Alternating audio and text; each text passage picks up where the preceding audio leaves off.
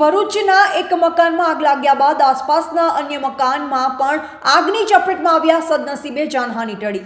ભરૂચ શહેરના મહમદપુરા વિસ્તારમાં આવેલા એક મકાનમાં ભીષણ આગ લાગતા દોડધામ મચી ગઈ હતી. આગની ચપેટમાં આસપાસના અન્ય બંધ મકાનો પણ આવ્યા. ઘટનાની જાણ થતાં જ ભરૂચ નગરપાલિકા અને GNFC મળી 5 ફાયર ફાઇટરો દોડી આવી આગ પર કાબુ મેળવવાની કામગીરી હાથ ધરી હતી. આગની ઘટનામાં મકાનમાં રહેલા 2 ગેસના બાટલ પણ બ્લાસ્ટ થતાં લોકોમાં અફરાતફરીનો માહોલ છવાયો હતો. ભરૂચના B ડિવિઝન પોલીસ મથકની સામે લાલવાડી વિસ્તારમાં એક મકાનમાં અચાનક આગ ફાટી નીકળી, જેથી સ્થાનિકોમાં દોડધામ મચી હતી.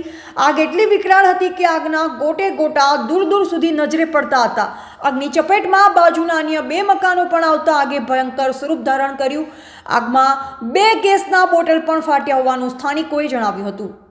આગ અંગેની જાણ ભરૂચની નગરપાલિકા અને GNFCના ફાયર બ્રિગેડના લશ્કરોને કરતા 5 જેટલા ફાયર ફાઇટરો સ્થળ પર દોડી આવી આગ પર કાબુ મેળવવાની મસ્તકમાં લાગ્યા હતા. સદનસીબે આગમાં કોઈ જાનહાનિ નહીં નોંધાતા સ્થાનિકોએ રાહતનો શ્વાસ લીધો હતો. જોકે આગ લાગવાનું કારણ જાણી શકાયું નથી. આગની ઘટનાના પગલે આસપાસના લોકોમાં ભયનો માહોલ સર્જાયો હતો. રિપોર્ટર સફીક બાપુ, ભરૂચ.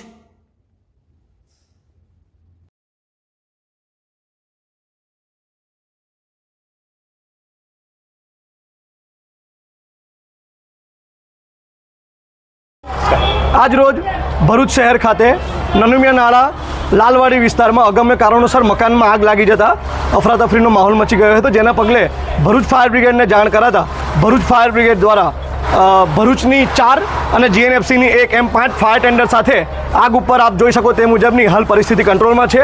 કોઈ જાનહાનિના કે કોઈ અન્ય કોઈ નુકસાનીના અહેવાલ હજુ સુધી મળ્યા નથી. કેટલા મકાનમાં અંદાજિત 3 થી 4 જેટલા મકાનોમાં જે નજીકમાં હતા તેમાં આગ પ્રસરી ગઈ હતી, પરંતુ ભરૂચ ફાયર બ્રિગેડ દ્વારા સંપૂર્ણપણે આગ હાલમાં કાબૂમાં છે.